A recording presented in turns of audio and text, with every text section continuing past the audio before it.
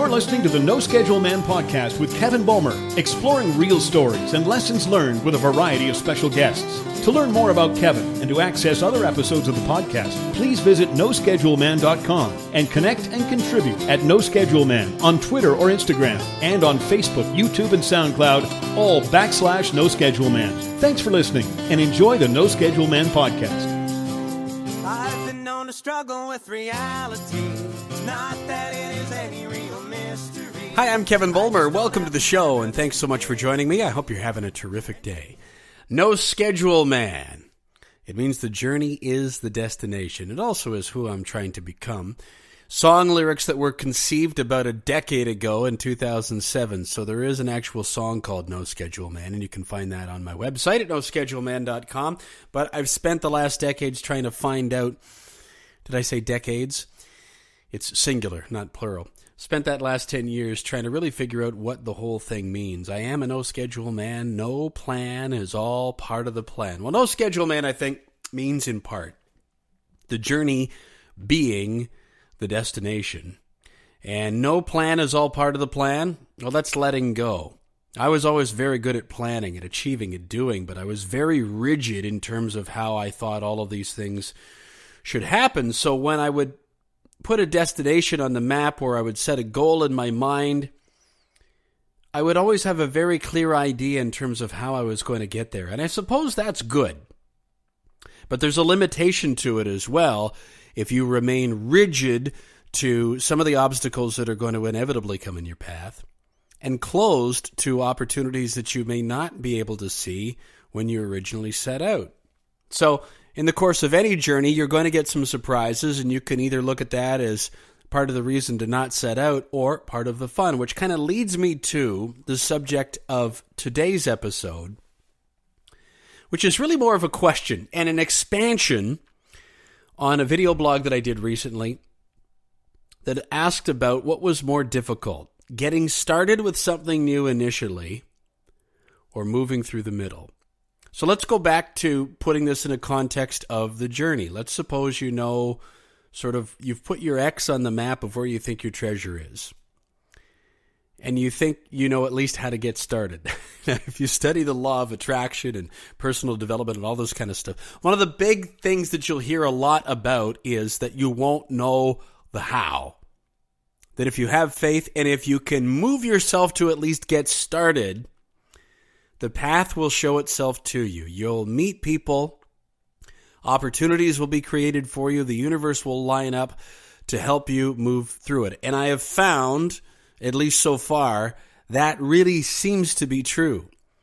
If you operate the way that I described that I used to years ago, you miss out on a lot of that because you're so rigid in terms of exactly how everything is going to go that you remain closed off to the other opportunities. But for the sake of this conversation, let's say that you have the courage to get started on the journey and you head out, and let's say it's a long journey. What's more difficult? That initial swell of enthusiasm that you need to just start into something new to begin with, or moving through the middle, especially when you might not necessarily know that you're in the middle yet, because if you're trying to do something that you've never done before, you don't necessarily know how close or how far away you may be from its conclusion. But at least when you're starting, you know that you're starting. What's the old saying? That the journey of 1,000 miles begins with a single step, and it does. But then there's the second step, and the third, fourth, fifth, 100th, 1,000th, millionth, depending on how long you're going. Once you get far enough into something, especially if it's something that you've never tried to do before, that you're not really entirely sure how it's going to turn out, you're just trying to keep the thing, between the ditches, as they say, and moving forward, how do you even know when you're in the middle? You're eventually going to get to a stage where you kind of look back and you think, wow, it's been a long time since I've seen land, and I'm pretty sure that it's coming up if I keep moving forward, but looking around, a lot of open ocean, and there's a temptation to be able to turn back. And so when you reach that point where you're far enough away from the start that you really feel like you should keep going, but you also don't really have a clear picture yet of how far away you might be from reaching your destination. Is that harder than getting started to begin with? I wonder.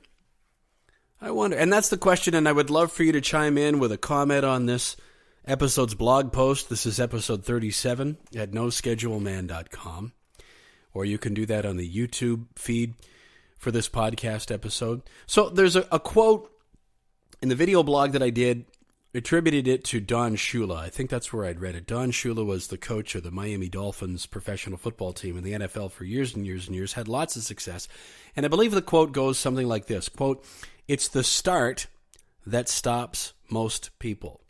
So I take that to mean that for so many of us, whether we're just looking at a habit that we want to change, maybe we want to eliminate it, maybe we want to acquire it, or there's something related to our career, or a renovation that we want to do to our house, or a relationship that we want to get into or get out of, that I think we could come up with an almost endless amount of examples of instances where we just settle for what is now and then sit back and complain that it isn't different because we've chosen to settle and we're afraid to start. We fear more the unknown of putting ourselves out there than the pain of just sticking with the dissatisfaction of the way things are. And that's a pretty general statement, but it probably describes, I'm going to say most people I know. I don't know if that's fair, but certainly a lot. And it would describe myself to a certain extent up until a few years ago. Now, having said that, for the first couple decades of my working life anyway, I was really cool. I was not afraid to start. The thing was that I was absolutely rigid in terms of how I was going to be able to deliver any specific result. And I used to pride myself on the idea of that I would see most people not even wanting to try to connect A to B. It's fine the way it is. Just leave it alone. And in my mind, I would have connected A to B, and I would see how C would develop to D and E and F and all the way down through the alphabet. And I can see now that that is a valuable skill to have in some cases, but it's also something that can be really limiting if you allow a trait like that to keep you closed off from other opportunities that open up to you after you start. But the question is, do you get started? You can think, I gave you some examples of some different things. So there are some common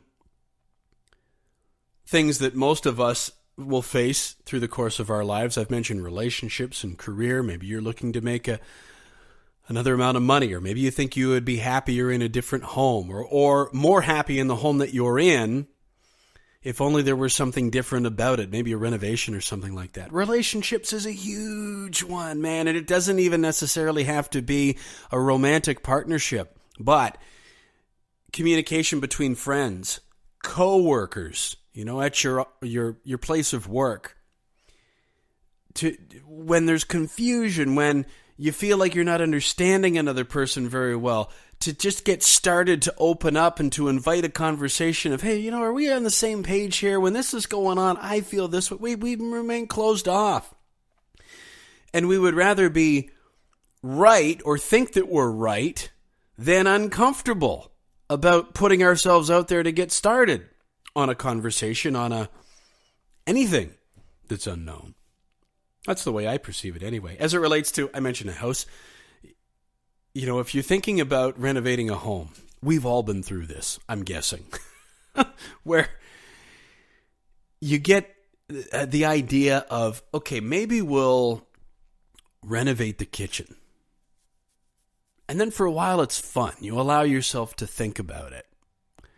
And you go to the store, and you're looking at different sinks and backsplash tiles and maybe how the flooring is going to look, and maybe we'll put in a skylight and that'll bring in some more natural light, and maybe we'll get some paint chips. And then this goes on for a while, and you go back into the kitchen at home and You're putting the little paint chips up on the wall. You're watching the home renovation DIY shows and all that kind of stuff. Flipping through the magazines, scrolling through the internet and getting ideas and thinking about what might be. But you haven't really done anything yet other than imagining it. So let me take that back.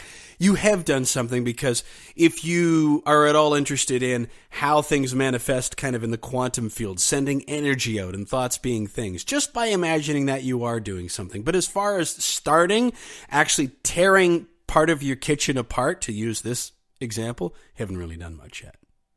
So then there are those that think about it, and then there are those that go ahead and do something about it. So let's suppose you've chosen what you want to do. You've got all your materials and all your colors. You've decided to either do this yourself or get a contractor in. Now you start tearing stuff apart. Okay, you've started. Congratulations. That's good. That's further than I think many people ever get. Now you've started. Well, as soon as you start, what keeps you going, I think, is either A, complete satisfaction and fulfillment in the experience of the journey, or B, the unrelenting thirst to be able to get to the oasis on the other side of the desert. Meaning the result, completion, the end. In some rare cases, the two can go together. And ultimately, I think that's one of the things that we're all searching for, is having that pursuit of whatever it is that we're after add to our enjoyment of the present. But for some things, like tearing your kitchen apart, for example, or your bathroom or living room or whatever it might be, or maybe you're moving to a new house, once you get started, once you rip the tiles off the wall, once you disconnect the plumbing, once you pull the sink out, once you pull the wallpaper down, now you've got a mess on your hands, and then you're into the middle. It's uncomfortable because your routine is disrupted. You think you have an idea of how long it's going to take and how wonderful it's going to be once you get to the end. But once you're into it a little ways, a few hours, a few days, a few weeks, a few years, depending on what the process is, it gets uncomfortable. And at some point, you start asking yourself, when is this going to be over? When are we going to be there? What was I thinking? Those are the kinds of questions that you ask yourself when you're in the middle of something. So with a kitchen analogy, when you change something around your house, you realize, or when you move, you realize how many things you do in the course of a day without even thinking about them. Or your unconscious mind is just running the show. Where you leave your keys, how you get that glass of water, where you place certain things in the refrigerator, what patterns of movement you even have through the course of the day and night at your home or your place of work. Now you start tearing all that stuff apart, and your circuits start to go a little bit haywire because things are different. But you either stop or you just keep going. Now, when you've torn part of your place apart, you may as well keep going and be able to get it all done. But we all know people, and maybe you're like this, where you've started something and it's just gotten too hard, it's taking too long, and you just give up. You leave it done. There's something sitting there that's never done. What do they call that? Like the honey-do list. Some of that is some of the things that we want to get started on, and I'm sure that there are other things on those lists that did get started and then abandoned. Why? Couldn't make it through the middle. One of my favorite books. It's a book called U Squared by Price Pritchett. Fabulous little book. And it's almost more of a pamphlet than a book. I think it's about 36, 37 pages, something like that.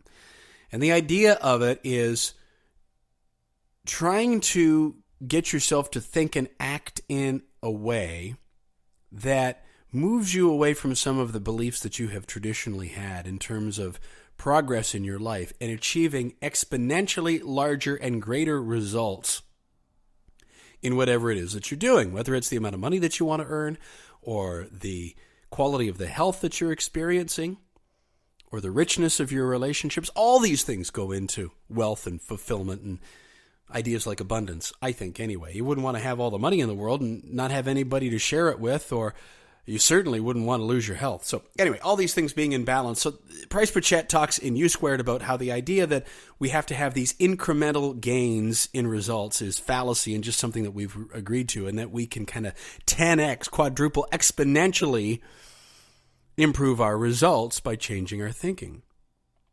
So there's a part of the book where he talks about seeking failure.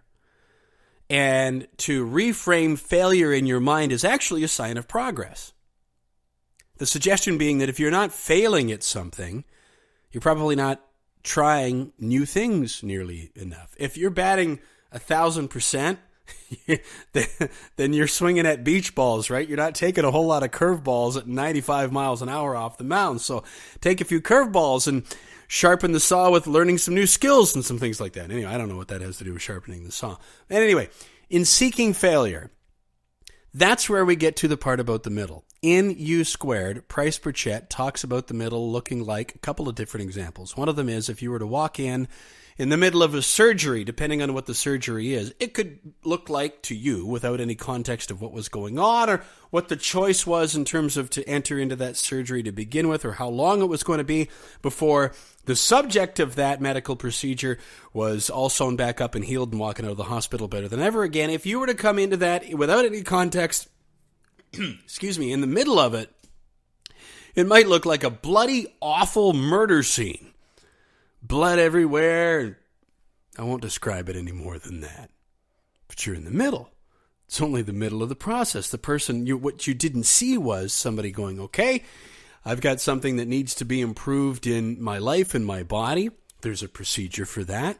I'm going to go in there. We're going to have that done. It's going to look like an awful mess. And then that's actually going to start another process once that surgery is done, maybe of rehab and whatever else. And then you have to go through the process of getting through the middle of that. But once we do, the conclusion likely to be going to be better than I was when I started. But getting through the middle can look kind of grim. Another example that he gives, which is a little less grim than blood on the operating table, is baking a cake. Now, if you are friends with, or maybe living with, or married to somebody who's kind of messy in the kitchen, I mentioned the kitchen before, let's suppose the kitchen is still all together, but somebody's gone in there to bake a cake. And so the idea of that is that let's have something wonderful for dessert at the end of dinner tonight. Or we're going to stick some candles in this and we're going to make it part of the party and it's really going to add to everybody's enjoyment. It's a nice thought. And then you get started. And the flour comes out and the eggs and the what do they call that with the little beaters, the mixer and whatever else, and the whisk. And the next thing you know, there's flour all over the kitchen and there's dirty dishes and there's beeps and boops going off from the different machines that are, and it looks like an absolute mess, like a bomb went off. But it's the middle, right? Once you get to the end and everything's all cleaned up and then you've got the cake. This is kind of a silly example, but it's a good example. You could make this, you could boil it back down to the ridiculous. You wouldn't want to show yourself to anybody in the middle of a haircut. Even if you thought your hair was too long and too unruly before you started, you'd rather show them that, or preferably the finished product, than have somebody, cut the hair on one side of your head or either the front or the back and then have your glamour photo taken, right? Because you're in the middle of it. So I think when you extrapolate this out to something larger,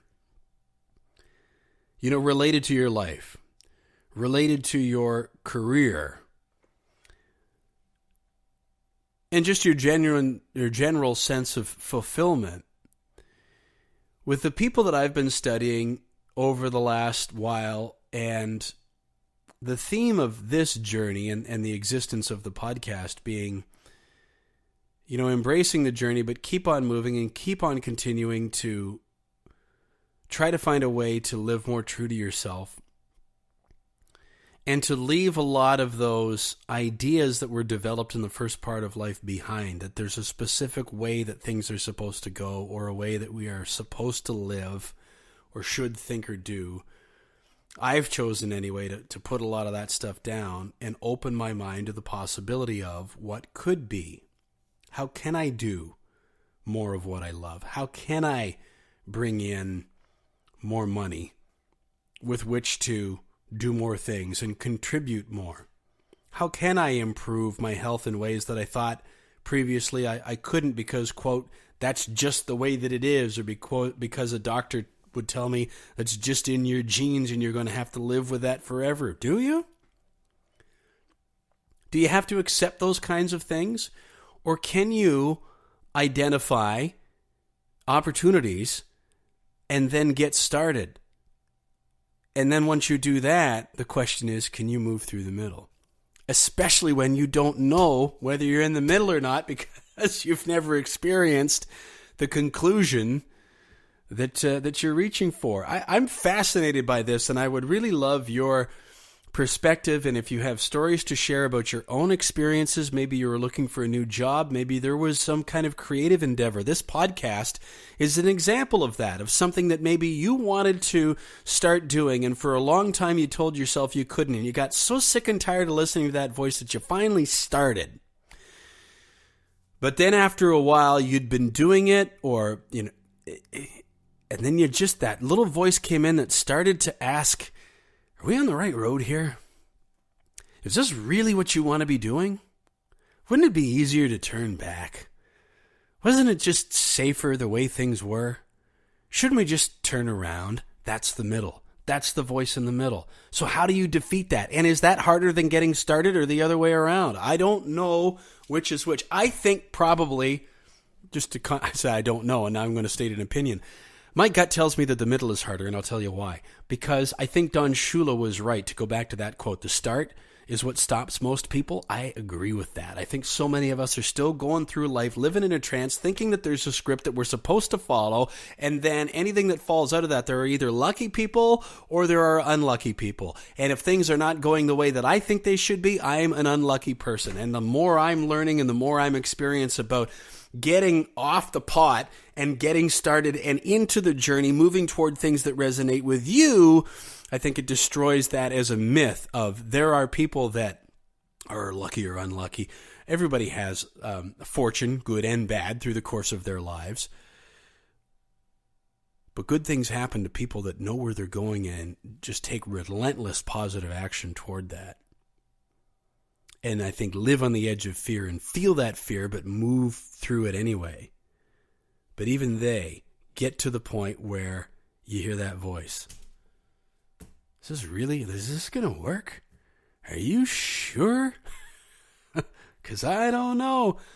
I'd be really interested if you've never heard that voice. I hear it every day related to different things that I have. And why I think the middle is harder is that I don't think as many people get there. At least not as often, or on things that are on as big of a scale. I do think, though, that you can look back upon your experiences and see that there are all kinds of things that you've done, even if you consider yourself somebody that doesn't take risks or doesn't push yourself to achieve and do and be new things. There are all kinds of things that just as a human being that at one point or another in your life, you didn't know how to do that you wished you could figure out that you've done. Now, I'm not saying it was comfortable or even enjoyable, but at one point you didn't know how to walk. You didn't know how to talk. And then you grow up a little bit and you're dreaming about living on your own, getting away from your parents, driving a car, going on a trip, getting a job, all these things that we take for granted that if you look back, you'll see that you did. Yeah, maybe it was different for you, but I remember the first time when I was going out to get a job, I was terrified. I remember thinking, how do people ever do this? You put together a resume and put down your experience. I don't have any experience. You're going to give me the job and then I'll have the experience to be able to put down to ask for another job. But you just do it, right? You take the first step and you get going, and life beats you around a little bit, but you learn. And it really is no different, I think, a process to put yourself into a path to do something that you think is really, really big, as opposed to something that's kind of fundamental. But back to that phrase, it's the start that stops most people. I can't. I'm not smart enough. I don't have enough time. I don't have enough money. I've got too many other responsibilities. I've got a full-time job. I've got. Excuses. Hey, I'm giving you full disclosure. Full disclosure.